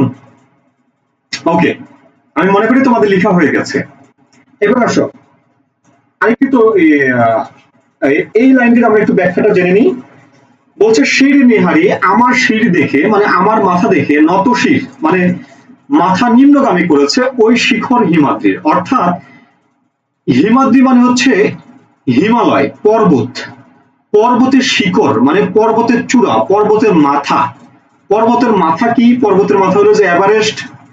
এভারেস্ট আছে না? এভারেস্ট, এভারেস্টের মানে চূড়া, যেটা পর্বতের চূড়া সেটা হলো এভারেস্ট। সে এভারেস্টকে যদি আমরা কল্পনা করি তাহলে দেখি যে কবি নজরুলের অটুট থাকা, তার দৃঢ় প্রত্যয় দেখে এই হিমালয়ের সর্বোচ্চ চূড়াটাও তার কাছে পরাজিত হয়েছে, নতশির হয়েছে। ঠিক আছে, এটা বোঝাচ্ছে। ওকে, এরপরে আসো, আর তাকে কিভাবে স্বৈর শাসক আর কি টলাবে। এরপর দেখো বলছে আমি চির দুর্দম, দুর্বিনীত, নৃশংস। লক্ষ্য করো, বলছে আমি চির দুর্দম, অর্থাৎ যাকে দমন করা যায় না বা দমন করা কঠিন। ঠিক আছে, আমি চির দুর্দম দুর্বিনীত, অর্থাৎ যার ভিতরে কোনো বিনয় নেই, বিনয়ের অভাব, অর্থাৎ উদ্ধতপূর্ণ আচরণ যে করে তাকে বলা হয় দুর্বিনীত। আমরা আমার পথ প্রবন্ধে দেখেছি নজরুল দুর্বিনীত, অর্থাৎ নজরুল মনে করেন যে কারো প্রতি বিনয় দেখাতে গিয়ে নিজের সত্যকে অস্বীকার করা হয়, ফলে সত্য থেকে দূরে চলে আসা হয়, এর চাইতে বিনয় প্রকাশ না করাটাই ভালো। এটাকে কেউ যদি অহংকার মনে করে তাহলে অহংকারের পুরুষই শ্রেয়, অর্থাৎ তিনি বিনয়কে প্রশ্রয় দেন না, অর্থাৎ যা বলবা সোজা সাপটা বলো। ঠিক আছে, বলছে আমি চির দুর্দম দুর্বিনীত নৃশংস। ঠিক আছে, অর্থাৎ যাকে দমন করা যায় না, যে উদ্ধত, যে নৃশংস মানে কি হিংস্র, যে অনেক হিংস্র, মানে নিজেকে তিনি হিংস্র বলে উপস্থাপন করছেন। তিনি নিজেকে, এই ক্লাস শেষ করে দিব, শেষ করে দিলে বলো, শেষ করে দিই।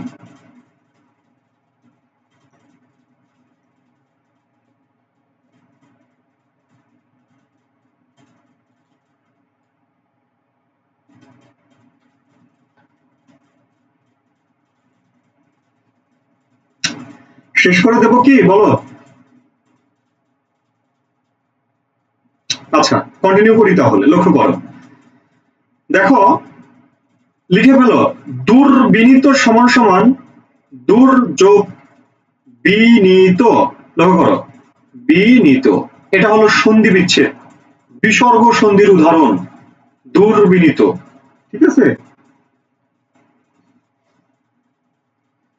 দুর্বিনীত শব্দটি বিসর্গ সন্ধির উদাহরণ। ঠিক আছে, সন্ধি বিচ্ছেদের ক্ষেত্রে বিসর্গ সন্ধির উদাহরণ।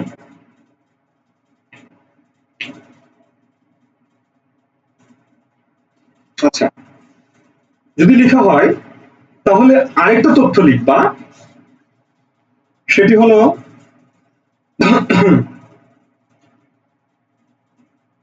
দুর্বিনীত সমান সমান সমান বিনীত নয় যিনি,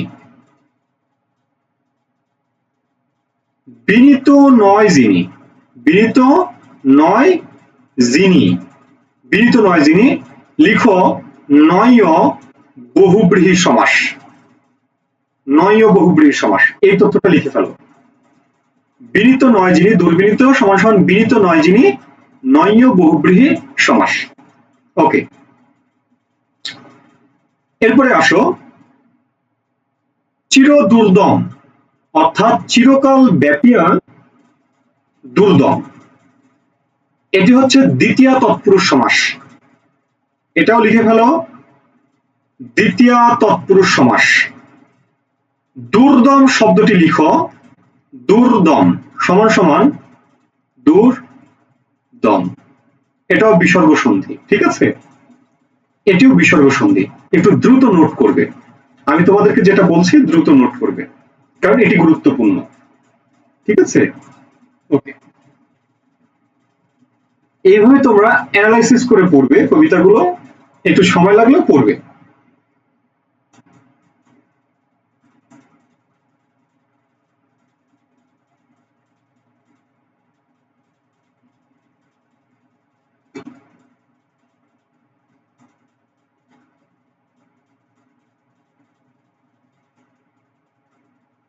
আচ্ছা, আশা করছি লেখা হয়েছে। এবার আসো, তিনি নিজেকে চির দুর্দম দুর্বিনীত নৃশংস বলছেন কেন? কারণ পরাশক্তির বিরুদ্ধে, স্বৈরাচারের বিরুদ্ধে তিনি চির দুর্দম, অর্থাৎ তাকে স্বৈরাচার কোনোভাবেই দমন করতে পারবে না। সে উদ্ধত, সে কারো কাছে বিনীত হবে না, নত হবে না, সে নৃশংস, সে হচ্ছে হিংস্র, তাকে কোনোভাবেই থামানো যাবে না।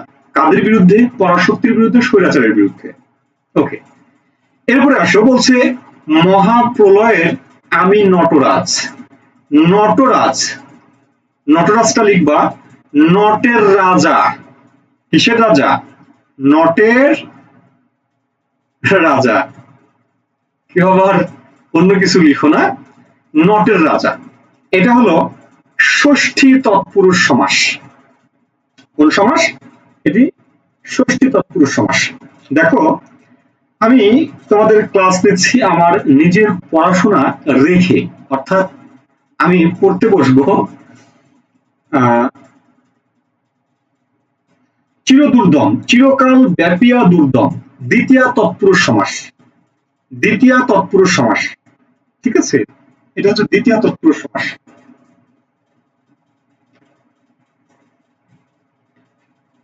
আচ্ছা, এবার আসো, মহাপ্রলয়ের আমি নটরাজ। মহাপ্রলয় বলতে কি বুঝো?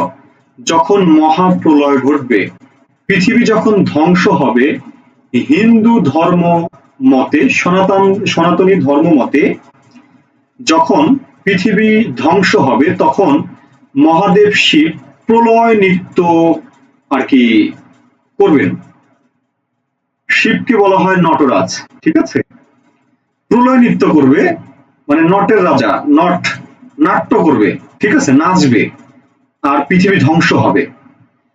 তো কবি নিজেকে সেই ধ্বংসাত্মক রূপের সাথে তুলনা করছেন, যে আমি নটরাজ, পৃথিবী যখন ধ্বংস হবে সেই ধ্বংসাত্মক লীলায় মেতে উঠবে শিব, সেই শিবের মতো আমি।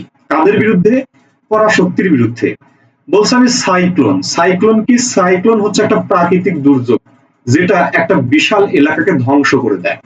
অর্থাৎ সে একটি বিশাল এলাকাকে যেভাবে, মানে সাইক্লোন বিশাল এলাকাকে যেভাবে ধ্বংস করে, ঠিক তেমনি পরাশক্তির যেই আহ আহ পৃথিবী, সেই পৃথিবীটাও কবি নজরুল এভাবে ধ্বংস করবেন।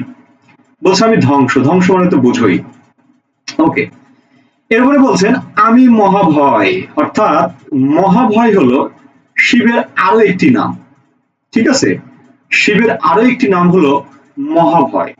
বলছে আমি মহাভয়, মানে মহাভয় মানে তো বুঝতেই পারছো, হিংসা মানে ধ্বংসাত্মক রূপ, হিংস্র চেহারা। বলছে আমি অভিশাপ বৃদ্ধির, এটা নিয়ে অনেক কথা আছে, আমি ব্যাখ্যা বিশ্লেষণে যাব না। মানে পৃথিবীর অভিশাপ। বলছে নজরুল বলছে আমি মহাভয়, আমি অভিশাপ বৃদ্ধির, অর্থাৎ পৃথিবীর আমি অভিশাপ। পৃথিবীর কাদের অভিশাপ? পরাশক্তি, অপশক্তি। পরাশক্তি, অপশক্তি, স্বৈরশক্তি যেগুলো আছে, যারা জনগণের কল্যাণকে ধ্বংস করে, জনগণের অধিকারকে নষ্ট করে, তাদের বিরুদ্ধে তিনি অভিশাপ রূপে পৃথিবীতে এসেছেন, ঠিক আছে? ওকে, আমরা পরের পেজে যাই। এবার দেখো, বলছে আমি দুর্বার, মানে কি? যাকে সহজে প্রতিরোধ করা যায় না বা দমন করা যায় না। বলছে আমি দুর্বার। দুর্বার শব্দের সন্ধি বিচ্ছেদ হচ্ছে দূর যোগ বার, ঠিক আছে? দুর্বার। আচ্ছা, দূর যোগ বার, যাই বলি না কেন, দুর্বার। লক্ষ্য কর, এই যে এটা হচ্ছে সন্ধি বিচ্ছেদ, বিসর্গ সন্ধি। তোমরা একটু নোট করবে, হ্যাঁ, নোট করবে, নোট করবে, আর অবশ্যই অবশ্যই ক্লাসটি শেয়ার করবে। ওকে, দেখো, বলছে আমি দুর্বার, আমি ভেঙে পড়ি সব চুরমার।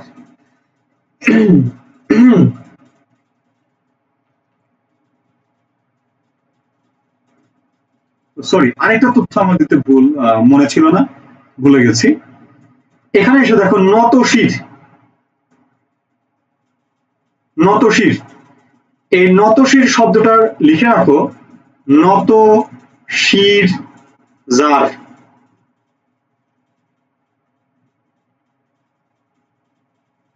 বহুব্রীহি, অথবা নত যে শির, কর্মধারয়,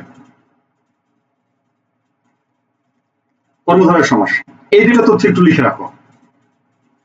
নতশির, নতশির যার, এটা যদি ব্যাস বাক্য করি তাহলে বহুব্রীহি হবে, নত যে শির কর্মধারয় হবে, ঠিক আছে?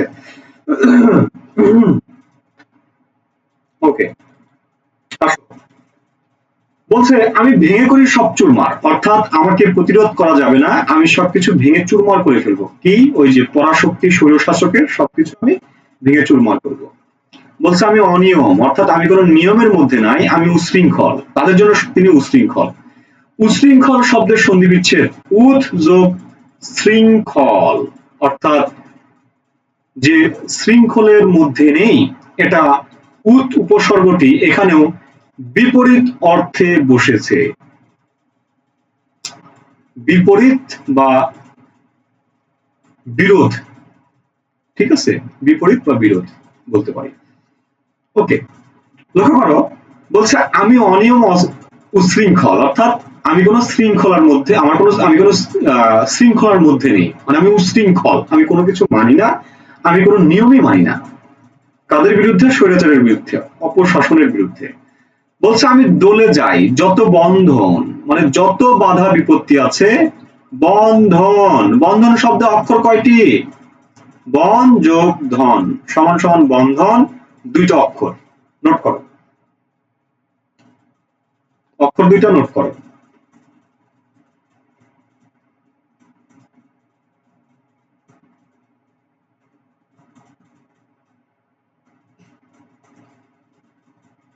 ভাবলাম আজকের ক্লাসটি 100টা শেয়ার হবে, সেঞ্চুরি করবে, সবে মাত্র 50% হলো, মানে হাফ সেঞ্চুরি করলো আর কি।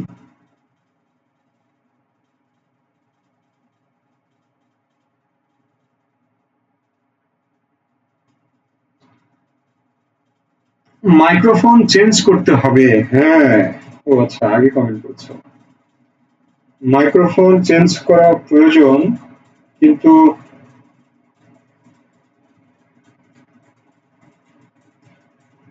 আপাতত মাইক্রোফোনের বাজেটের স্বল্পতা, ঠিক আছে, একটু সময় লাগবে, তারপরে আমরা আশা করছি সাউন্ড আরো ক্লিয়ার হয়ে যাবে। ওকে, লক্ষ্য করো, বলছে যে আমি দলে যাই যত বন্ধন, কি বন্ধন? ব্রিটিশ সরকার তাদের নিজেদের শাসনকে টিকিয়ে রাখার জন্য, তাদের শোষক তাদের সেই ধর্মকে টিকিয়ে রাখার জন্য বিভিন্ন নিয়ম নিয়ম এবং আইন তৈরি করেছেন, আইন, ঠিক আছে, এগুলো হলো বন্ধন, এই বন্ধনগুলোকে তিনি পা দিয়ে মারিয়ে যান। সেজন্য বলছে যত দলে যায় যত বন্ধন, যত নিয়ম কানুন শৃঙ্খল। কানুন মানে কি? কানুন মানে আইন, ঠিক আছে, নিয়ম কানুন মানে আইন শৃঙ্খলা, এগুলো তিনি দলে চলে যান। বলছে আবার সেই কথাটি বলছে আমি মানি না কোনো আইন, অর্থাৎ কোনো এই যে এদের যে আইনগুলা তৈরি করা, এই আইনগুলো আমি মানি না, ঠিক আছে, আমি কোনো আইন আর মানি না। এরপরে দেখো, বলছে আমি ভরা তরি, লক্ষ্য করো, ভরা তরি, ভরা তরি মানে কি? কোন সমাস? ভরা যে তরি, ভরা যে তরি, কোন সমাস? সাধারণ কর্মধারয় বা কর্মধারয়, ঠিক আছে, কর্মধারয়, নোট করো ভাইয়া, এই তথ্যগুলো নোট করো, তুমি যদি এভাবে পড়তে পারো তাহলে তুমি ভালোভাবে শিখবে, ঠিক আছে। বলছে আমি ভরা তরি করি ভরা ডুবি, অর্থাৎ ভরা তরি মানে বুঝতে পারছো, ভরা তরি মানে একটি সমৃদ্ধ তরি, অর্থাৎ ব্রিটিশ সরকার যে অবকাঠামো তৈরি করেছে বা তাদের যে নিয়ম নীতি শৃঙ্খলা, তাদের যে মানে ক্ষমতাকে পাকাপোক্ত করতে যে যা কিছু তৈরি করেছে, যত অবকাঠামো, যত নিয়ম কানুন বা এই সমাজটাকে যেভাবে তারা সৃষ্টি করেছে, সেইটাকে ভরা তরির সাথে তিনি তুলনা করছেন। এই ভরা তরিটাকে তিনি ভরা ডুবি করে দিবেন, অর্থাৎ একেবারে ধ্বংস করে ফেলবেন।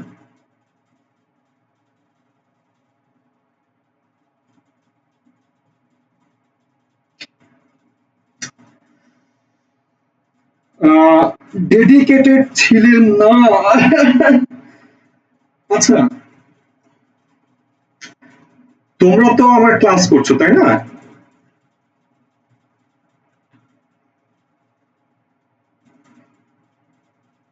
আমার সম্পর্কে তোমরাই ভালো বলতে পারবে, এর বেশি কিছু বলবো না। ঠিক আছে, বলতে গেলে অনেক কথাই বলা যায়, থাক কিছু না বলি। ওকে, লক্ষ্য করো, বলছে আমি টর্পেডো। হাসি পেল কথাটা শুনে, যাই হোক।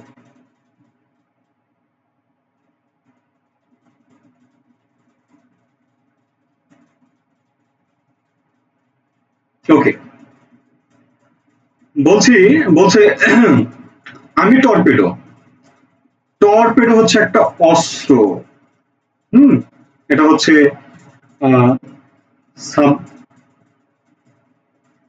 সাবমেরিন থেকে নিক্ষিপ্ত করা হয়।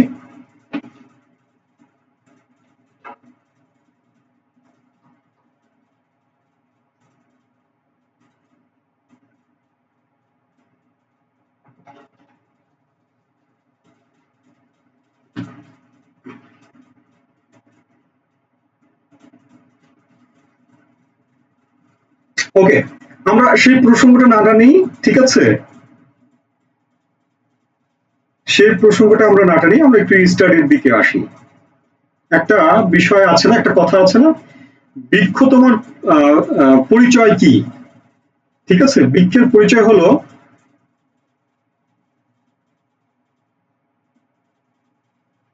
ফলের পরিচয়। ঠিক আছে, ফলটাই বলে দেয় আসলে সেটি কেমন। লক্ষ্য করো, আমি টর্পেডো। টর্পেডো হচ্ছে এক ধরনের ক্ষেপণাস্ত্র, যেটা আর কি শত্রুদের লক্ষ্যবস্তুতে আঘাত করে এবং শত্রু পক্ষকে বিনাশ করে। এরপরে বলছে আমি ভীম, ভাসমান মাইন। ভীম হচ্ছে মহাভারতের পঞ্চ পাণ্ডবের একজন পাণ্ডব। পঞ্চ পাণ্ডবের একজন পাণ্ডব, ঠিক আছে। শোনো, পৃথিবীটা এমন একটা জায়গা, এখানে কারো অভাব থাকে না।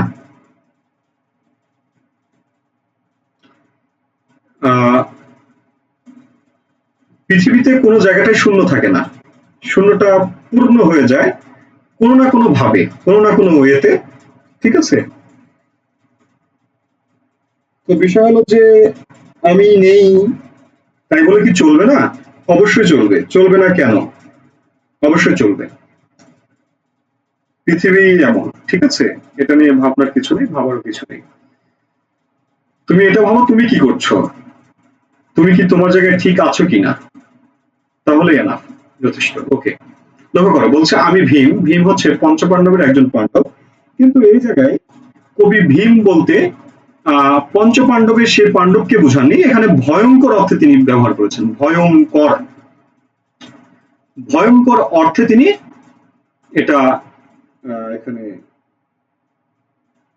আচ্ছা, তোমরা এই টপিকটা বাদ দাও, আমি ক্লাস করছি, ক্লাসের দিকে একটু মনোযোগী হও। হ্যাঁ, তো ভাসমান মাইন, ভাসমান মাইন হচ্ছে জলের ভিতর থাকা এক ধরনের মাইন, যেখান থেকে শত্রুপক্ষের যেই, এটা হচ্ছে মাইন, এটা হচ্ছে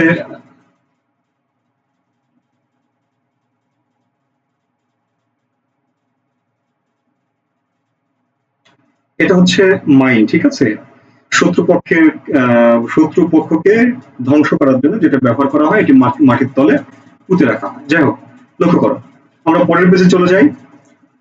বলছে আমি ধূর্যটি, আমি এলোকেশ ঝড় অকাল বৈশাখীর।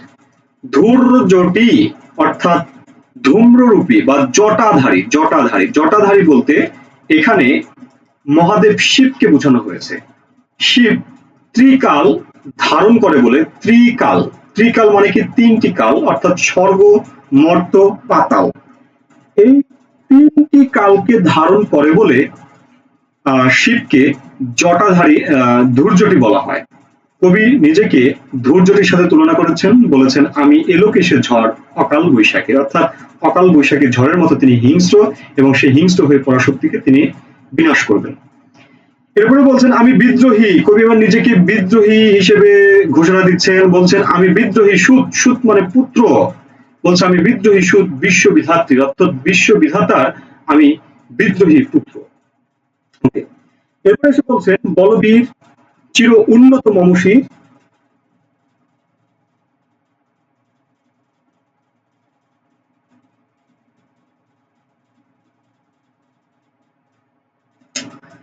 বলবীর চির উন্নত মমশির, ঠিক আছে, আবার সেই পূর্বের লাইনটা রিপিট হচ্ছে, আমরা এটা ব্যাখ্যা করেছি। এবার বলছে আমি সৃষ্টি, আমি ধ্বংস, আমি লোকালয়, আমি শ্মশান। এখানে কবি নজরুলের দ্বৈত সত্তা প্রকাশ পেয়েছে। দ্বৈত সত্তা লক্ষ্য করো। বলছে আমি সৃষ্টি, অর্থাৎ আমি সৃষ্টি করি, আমি ধ্বংস করি। ধ্বংস করছে কাকে? পরাশক্তিকে। সৃষ্টি করছে কি? মানবতা। আমি লোকালয়, লোকালয় মানে কি? জনপদ পূর্ণ একটি এলাকা। অন্যদিকে বলছে আমি শ্মশান, অর্থাৎ আমি মৃত্যুপুরী, অর্থাৎ সবকিছুকে আমি ধ্বংস করতে পারি, আমি আবার সৃষ্টি করতে পারি। এটা হচ্ছে তার দ্বৈত সত্তা এখানে প্রকাশ পেয়েছে। এরপরে বলছে আমি অবসান, নিশাবসান। অবসান মানে কি? শেষ।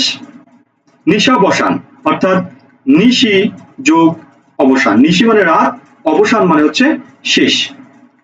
ঠিক আছে, তাহলে এদিকে একটু লক্ষ্য করো যে নিশি যোগ অবসান সমান সমান নিশাবসান, এটা হচ্ছে সন্ধি বিচ্ছেদ। ঠিক আছে, এই তথ্যটা একটু জেনে রেখো, এটা হচ্ছে সন্ধি বিচ্ছেদ। ওকে, তাহলে অবসান মানে শেষ, শেষ মানে কি? ধ্বংস। নিশাবসান, নিশা মানে কি? রাত, রাত মানে অন্ধকার, অন্ধকার মানে কি? অন্ধকার হচ্ছে নেগেটিভ কিছু। অন্ধকারের অবসান, অবসান মানে কি? শেষ, অন্ধকারের শেষ। অর্থাৎ আমি একদিকে ধ্বংস অর্থাৎ সবকিছু শেষ করতে পারি, অন্যদিকে আমি নতুন প্রভাতের আলো জ্বালতে পারি। ঠিক আছে, এই হচ্ছে কথা। তো যাই হোক, এই পর্যন্তই ছিল আমাদের আজকের আলোচনার বিষয়, টপিক। আশা করছি তোমরা বুঝতে পেরেছো। যদি বুঝে থাকো তাহলে বড়ই ভালো, অ্যাডমিশন যাত্রা তোমাদের সফল হোক, সেটাই কামনা করি, সেটাই কাম্য করি। তো আজকে এ পর্যন্তই থাক নাকি?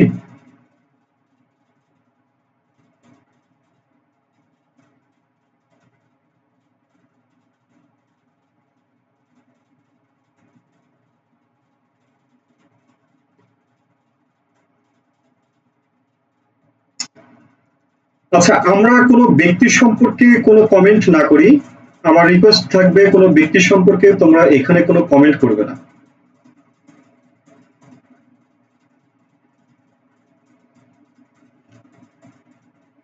তোমরা আমার সাথে যুক্ত আছো, আমার ক্লাস করছো, তোমরা উপকৃত হচ্ছ, এগুলো মানে এতটুকুই এনাফ।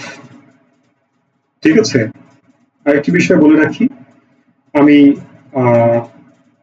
তোমাদের ভালো চাই, বা আমি অতটা আশ্বাসও দিতে চাই না। যতটুকু পারবো, যেটুকু পারবো দিয়ে যাব ইনশাল্লাহ, এর বাইরে কিছু না। যাই হোক, আর কথা না বাড়াই, লক্ষ্য করো। যাই হোক, আজকে আমাদের আলোচনাটা এই পর্যন্তই। তাহলে আমরা শেষ করি। সবাই ভালো থাকবে, সুস্থ থাকবে, আর কবিতাটি এভাবে ব্যাখ্যা বিশ্লেষণ সহকারে পড়বে। এরপরে আবার রুটিন কোনো একদিন দু একে আবার আমরা সেকেন্ড পার্টটা নিয়ে আলোচনা করব। অর্থাৎ বিদ্রোহী কবিতাটি এখনো শেষ হয়নি, আমরা 3টি ধাপে বিদ্রোহী কবিতাটি শেষ করে আমাদের এই বিদ্রোহী কবিতা এবং কাজী নজরুল ইসলাম দুইটা আলোচনা সমাপ্ত করবো। সবাই ভালো থাকবে, সুস্থ থাকবে, সবার সুস্বাস্থ্য দীর্ঘ কামনা করে এখানে শেষ করছি। আল্লাহ হাফিজ, আসসালামু আলাইকুম ওয়া রাহমাতুল্লাহ।